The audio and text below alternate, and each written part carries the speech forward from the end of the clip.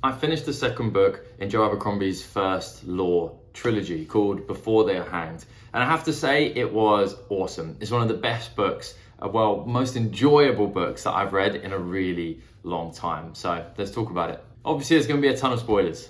So what did we see in the second half of this book? We're going to start with Glokta, who is by far my favorite character. But in the second half of this book, he wasn't really a main character. We had most of his arc for this book in the first part. So with Glokta's storyline, we really didn't see that much. Most of his arc was in the first part. But what we did see was the wrapping up of the Dagoska storyline. And we see a couple of acts of mercy from Glokta here. So first off, we see the head of the Spicers is released, and we think that Glokta is going to torture and kill her like he has done with everybody else, but he ends up releasing her, much to her happiness. And I think that that will come back, not to haunt him, but in a good way, because he didn't have to do that. So I'm hoping that that's going to come back around to him and maybe bail him out of a situation in the future. The second act of mercy that we saw was with Practical Vitari, and he finds a way to bring her back to the Union and back to the capital when he didn't have to. So we're seeing a different side of Glokta, and although we know he was a very honourable man back in the day before his time in the Gurkish cells, we haven't seen too much of that in the first book though. So seeing that, I think that our boy Glokta is racking up some favours that are going to help him out. So he gets back to the capital and he thinks that he's going to his own execution, but he's wrong. The Archlector Salt is really impressed with what Glokta got done, and he was celebrated when he returned. So what he does is he actually does some heartfelt things. He helps out Ardi, who's had all of her stuff repossessed. He uses his political might to lean on the moneylenders and get her all of her possessions back, which was really satisfying. And it looks like things are pretty simple and plain for Glokta for a little while.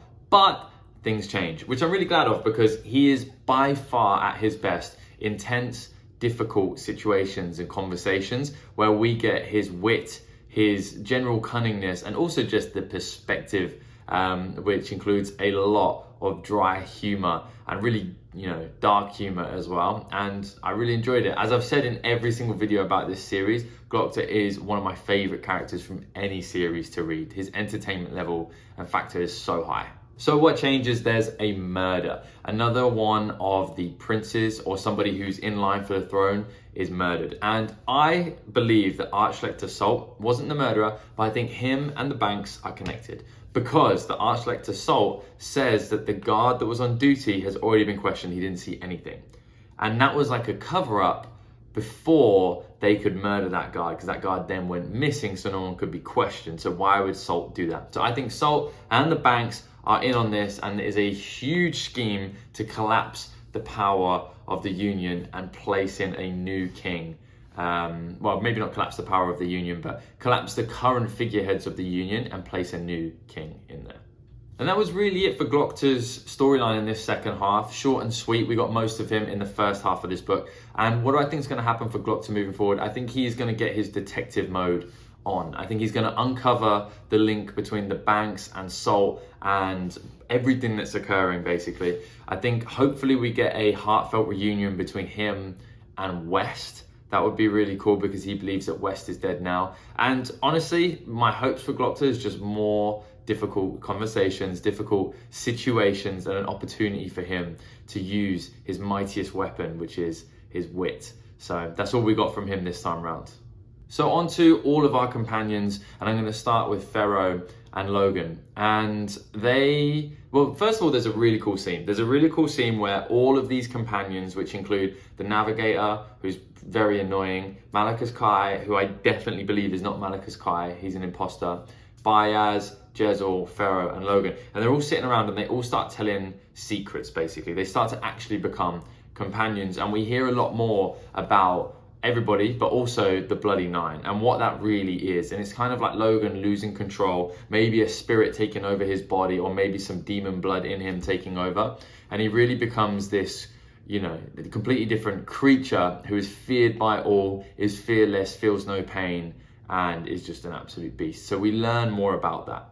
And not only do we hear more about the Bloody Nine, but we see more of the Bloody Nine as well. We get an incredible scene where him and Pharaoh are underground, the Shankar are there, and the Bloody Nine comes out, and he rocks it. He absolutely crushes it. And then afterwards, we get a steamy love scene between Pharaoh and Logan. And I always think I have these books down. Like, I think I understand the series, I understand what I'm in store for, and then Abercrombie flips it all on his head. I didn't realize we were going to get some, quite graphic love scenes as well. And honestly, it's entertaining. It's really entertaining for there to always be a new thing thrown into a book, or a new angle, or a new idea to explore. And this time around, it was some romances, and I really enjoyed it. I thought the foreshadowing for Logan and Pharaoh was really good. And since that lovemaking session, I think the chemistry between them was kind of realistic. It's quite childish, but it's, there is awkwardness after things like that happen, and I can only imagine what it would be like actually being on the road in life or death situations. So I've really enjoyed that storyline between those two.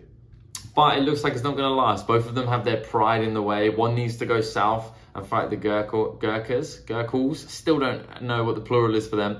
And he needs to go, meaning Logan needs to go north, and he needs to fight Bethod, and he needs to join up with the named men who he thinks are all dead. But that it looks like they're going to go in opposite directions, and I really hope they don't, because they're so much fun together.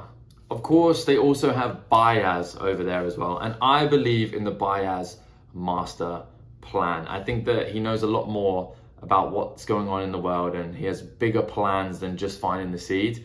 And which magician doesn't? It seems like every magician, every story knows more about the world than they're letting on. But the big thing that I think he's trying to do is, I think he's trying to set up Jezal to be the one who ends up becoming the next king of the Union, or the next leader, for a couple of reasons. So number one, he keeps on saying strange things, like when his face got bashed up, Jezal this is, he said stuff like, "it will do," like things like that, as if he's got a greater plan for him. Plus, we don't really know why he's been invited. The Navigator's been invited to navigate. Bayaz is there because it's his mission. Malachus Quai, because on paper, he is Bayaz's assistant or apprentice.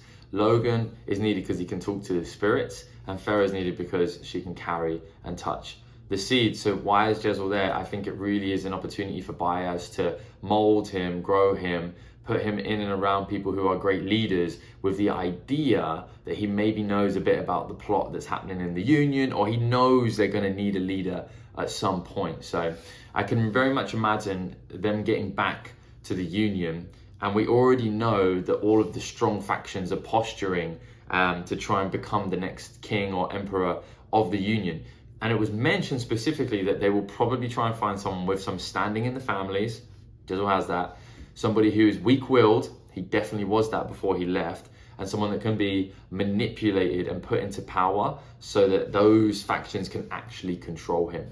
And when Jezal left, he was the ideal candidate. I believe he had all of those things. So I think Bayaz's big plan now is, maybe not his overall plan, but part of his plan is to put Jezal in there and have him run the Union. He's prepping him, grooming him, if you will, for that.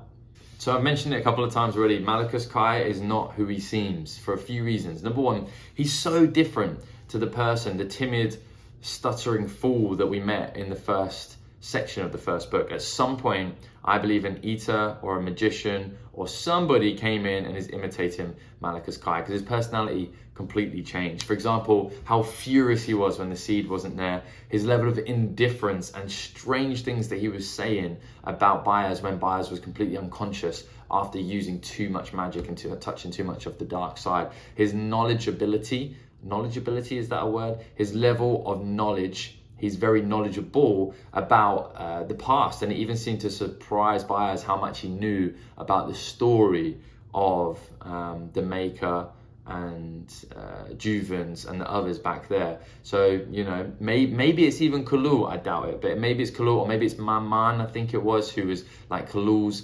apprentice. So somebody is Malachus Quai. I will bet my hat on it. So the only thing that frustrated me was, I really like how it really keeps me guessing, this story. Like, Bayaz didn't lay out the entire plan and what they're going to do and where they need to go to, and nobody really did. I still don't know the trajectory of where this story is going. It doesn't really follow all the rules of fantasy in any way, shape or form, and I know that it's been more described as like a grimdark book, but so enjoyable. One thing that was frustrating though was nobody in the companionship asked Bayaz what they were doing. So that just seemed quite unrealistic, and it was a little bit frustrating. I was like, they're all just following this very untrustworthy guy, it would seem. But eventually they asked him about the plan. So, you know, we had an idea that they were going for the seed, but what the plan is now, I've got no idea. And then on to Jezal. As I said, I think that he's going to be wound up in politics. I think he had by far the most development of any of our characters, and he needed it. There was no way anyone else could develop the same amount as him, because he just had so much to grow into. So I think he'll go back and he'll now become maybe a reluctant leader in the Union. And then on to my favorite storyline of the second half of this second book, which is West. And we join West with the prince and all of the named men. And the first thing is how delicious the prince's low standing with the named men. It was awesome to see him go from this pompous person who got huge amounts of people killed with his idiotic ideas, and then he joins these named men who are all men of consequence, who have actually earned their names and earned their rights, and he slips to the bottom. And then we see what kind of man he really is, the level of cowardice. So they all go to fight in a skirmish. He basically is more than happy to cower and wait until they come back because he can't fight. And then when West comes back, we see that he's actually trying to take advantage of a woman while all the men are on the front lines, and West kills him, which is awesome. And we also meet Furious, which is now West's name. He is a named man. Now in the battle with Bethel, we also actually finally see some competence from the Union soldiers. I was getting really worried, but we now see the professional soldiers in battle, and they're not too bad, which, you know, gives me a bit of confidence. Otherwise, I thought the Union was going to shatter immediately. Not that it would be a terrible thing. I haven't been too impressed with the Union as a whole, but it's just nice to see that they're not completely useless. But we do get some deaths. So we have the death of Three Trees, who was a great man. He led everybody into battle, to battle the feared when everybody was so afraid of the terror that he gives off. And we also get a brilliant speech about Three Trees as well. We also see the promotion of Dogman to the leader of the named men, and the death of Cathil. Now the death of Cathil was and Cathil was the slave girl who was basically freed, who West thought he had a shot with, and he went to go see her, and, you know, actually turned out Dogman had a shot with her. But it's interesting how, you know, each person's perspective changes how you feel about a character, because when I was just looking through West's eyes, I was a little bit bitter towards Cathil, but now that, you know, you see it through Dogman's eyes, and you see the warmth in that relationship, or that was in that relationship, and also the kind of disbelieving perspective of Dogman when she does die, like, you feel for her. And it's a character that I did like by the end, and her death was very heartfelt, and, you know, they didn't feel like cheap deaths at all. Like, I enjoyed the process of it, and I enjoyed the development of the characters around them because of it. And the Feared, we get the battle with the Feared, and I think the Feared and Logan are tailor-made to fight each other. And when I say Logan, I mean the Bloody Nine, of course. The reason why is because when the Bloody Nine appears and when he comes forth, he feels no fear, he feels no pain, and he strikes fear into the enemy, and he can fight through anything. And that just sounds exactly like the Feared. I wouldn't be surprised if they actually have a really similar talent or magical gift or ability or whatever it is that is causing that for them, maybe a bit of demon blood or a spirit getting into them. So I definitely think the Feared versus the Bloody Nine will come to the forefront, and, you know, my money's on the Bloody Nine because he's an awesome character. So what's to come? A lot. I can never really guess where this book's going. It twists, it turns, it changes, it adds, it subtracts, and it's just fun. It's like one of the most entertaining books I've read in a really long time. So we have the Shanka and the Northmen who have not been defeated. We also have Kalul, all of his eaters, the magicians down there. We have the mystery of the missing seed, and I personally think the seed is the divider. I think maybe they're the same thing, and it's going to be quite poetic because they looked at the box and the divider and just took the box to try and get the seed, when maybe the seed was the divider. So we'll see. We also have the Emperor, the Emperor's forces, the banks, Architect Assault, the mystery of the death, of the lineage of the throne. So there's so much to come, and this book, the pacing was incredible, the character work was incredible, and it was just entertaining all round. If you're thinking about picking up this series, the first book, pretty good, like 6.5, 7 out of 10. This second one, I can't remember enjoying a book just for an entertainment factor as much as this in a little while. So I would have to give it like an 8.5, 9 out of 10. So yeah, if you're thinking about it, just pick these up. They're good fun. And that's everything. If you've enjoyed, please like and subscribe. We have a bunch of different series that I'm reading, and we do a bunch of content for them. So glad to have you along for the ride. Have a good day.